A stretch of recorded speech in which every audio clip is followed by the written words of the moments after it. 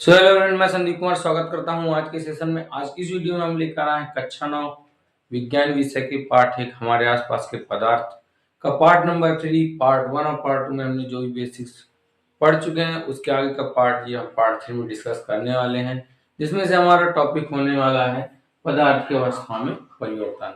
आखिर कैसे परिवर्तन होता है पदार्थ की अवस्था में, इस वीडियो में हम जानने वाले हैं। पदार्थ की अवस्था में परिवर्तन। पानी पानी पानी पदार्थ की 3 अवस्था में मिलता है। तो आप सोच रहे होंगे सर, पदार्थ पानी जो होता है पदार्थ की 3 अवस्था में मिलता है, तो पानी को ही क्यों लिया गया है पदार्थ की अवस्था को समझाने के लिए। तो देखिए बेटा, ऐसे है कि जो आपका पानी होता है वो उसका बॉइलिंग पॉइंट यानी गलनांक और क्वथनांक जो आपका होता है फ्रीजिंग पॉइंट, वो एक मीडियम रेंज में होता है, ना ज़्यादा बहुत कम होता है ना बहुत ज़्यादा होता है, जिसके कारण से हम तीनों अवस्थाओं ठोस, द्रव तथा गैस को आसानी से समझ सकेंगे। तो इसमें से आपको पानी जो होगा पदार्थ की 3 अवस्थाओं में मिलता है। यदि पानी ठोस की अवस्था में है तो वो बर्फ के रूप में मिलेगा। पानी द्रव यानी तरल की अवस्था में है बहता हुआ, तो आपको पानी जो हम नॉर्मल देखते हैं उस रूप में मिलेगा। इसके बाद यदि गैस है तो गैस आपका वाष्प भाप के रूप में, आपको गैस के रूप में पानी आपको भाप की जैसे दिखता है। ठीक है, करने पर बर्फ पानी में परिवर्तित हो जाती है। जो बर्फ हमारा, अगर हम उसको गर्म कर देते हैं तो पानी में बदल जाता है, यानी बर्फ आपकी पिघल जाती है। ठीक है, और पानी वाष्प में परिवर्तित हो जाता है। यानी अगर और जैसे आपने बर्फ को लिया, बर्फ को गर्म किया तो बर्फ आपका क्या हो जाएगा, पानी में बदल जाएगा। यदि हम लगातार पानी को फिर गर्म करते हैं, पानी आपका वाष्प यानी भाप में बदल जाता है। पदार्थ की भौतिक अवस्थाओं को 2 तरीकों से परिवर्तित किया जा सकता है, जिसमें जो पहला आपका है तापमान परिवर्तन।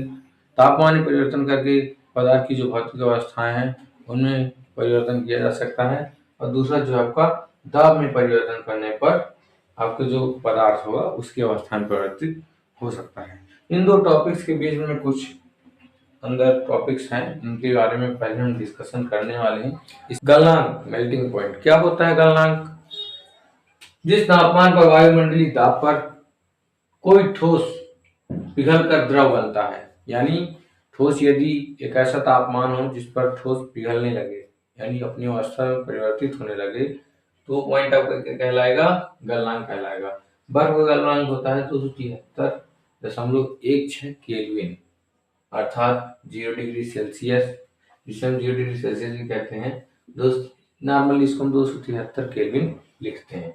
ठीक है, जब बर्फ पिघलती है बर्फ का तापमान नहीं बढ़ता है, यानी जब बर्फ जो हमारी ठंडी होती है उसका जब पिघलती है तो तापमान नहीं बढ़ता है, लेकिन जो 0 डिग्री सेल्सियस तापमान होता है उस पर बर्फ पिघलना शुरू हो जाती है। लगातार उसमें प्रदान करने के बावजूद, क्योंकि संगलक की गुप्त ऊष्मा तापमान बढ़ने नहीं देती है। जो आपका बर्फ है उसकी जो छिपी हुई ऊष्मा है वो तापमान को बढ़ने नहीं देती है। संगलन की गुप्त ऊष्मा क्या होती है, वायुमंडलीय दाब पर 1 किलो ठोस को उसके गलनांक पर द्रव में बदलने के लिए जितनी ऊष्मीय ऊर्जा की आवश्यकता होती है उसे संगलक की गुप्त ऊष्मा कहते हैं। अतः 0 डिग्री सेल्सियस बर्फ के कणों की तुलना में 0 डिग्री सेल्सियस पर पानी के कणों से अधिक ऊर्जा होती है। यानी जो बर्फ के कणों की ऊर्जा होती है वो जल के कणों की ऊर्जा से अधिक होती है। क्वथनांक, बॉइलिंग पॉइंट, वायुमंडलीय दाब पर वह तापमान जिस पर द्रव उबलने लगता है, यानी एक ऐसा बॉइलिंग पॉइंट, ऐसा पॉइंट तापमान का जिस पर अगर हम बर्फ को रख दें तो वह क्या होगा, बर्फ आपका पहले पिघलने लगेगा। पिघलने के बाद बर्फ पिघल कर पानी हो जाएगा, द्रव हो जाएगा, तो वह आपका द्रव उबलने लगेगा। यानी ऐसा तापमान पॉइंट होगा, तापमान का एक ऐसा बिंदु होगा जिस पर द्रव आपका उबलने लगे, इसका क्वथनांक कहलाता है। यानी जब द्रव उबलने लगेगा तो यानी वही पॉइंट उसका क्वथनांक होगा। क्वथनांक समष्टि गुण है।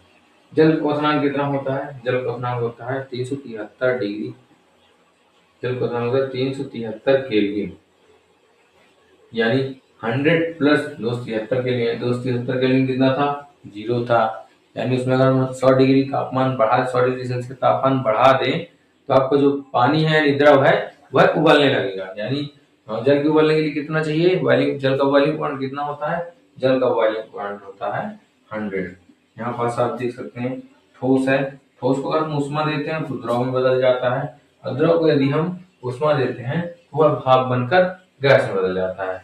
ठीक है, क्या ये रिएक्शन विपरीत नहीं हो सकती है। यदि गैस को हम शीतलक यानी ठंडा करें, जैसे आपका गैस है, गैस को आप ठंडा करेंगे ना तो आपका द्रव बन जाएगी। ठीक है, तो जैसे ठंडा करेंगे तो द्रव बन जाएगी। यदि उसी द्रव को हम और अधिक ठंडा कर दें तो वह ठोस प्रकृति हो जाती है, जिसका उदाहरण है फ्रिज में रखा हुआ पानी।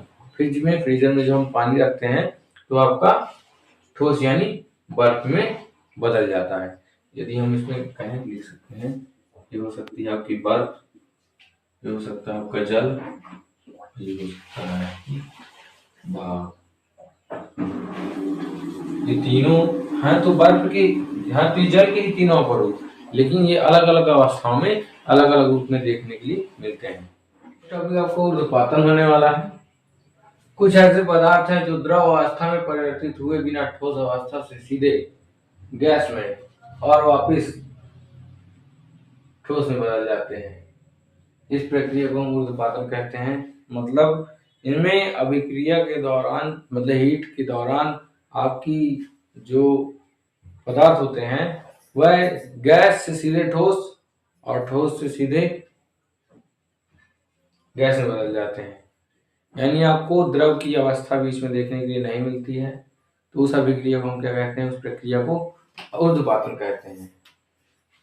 उदाहरण कपूर का अमोनियम क्लोराइड से अभिक्रिया, जो आप बुक में इजीली पढ़ सकते हैं। नहीं साहब, यदि आप इजीली तरीके से जो अभी तक मैंने पढ़ाया है यदि इसका आप नोट्स बना लेंगे तो आपको जो है जो जितने भी क्वेश्चन वगैरह हैं आपकी बुक्स में वो आपके सॉल्व हो जाएंगे। तो आज के लिए बस इतना ही, फिर मिलेंगे नेक्स्ट वीडियो में नए चैप्टर के साथ।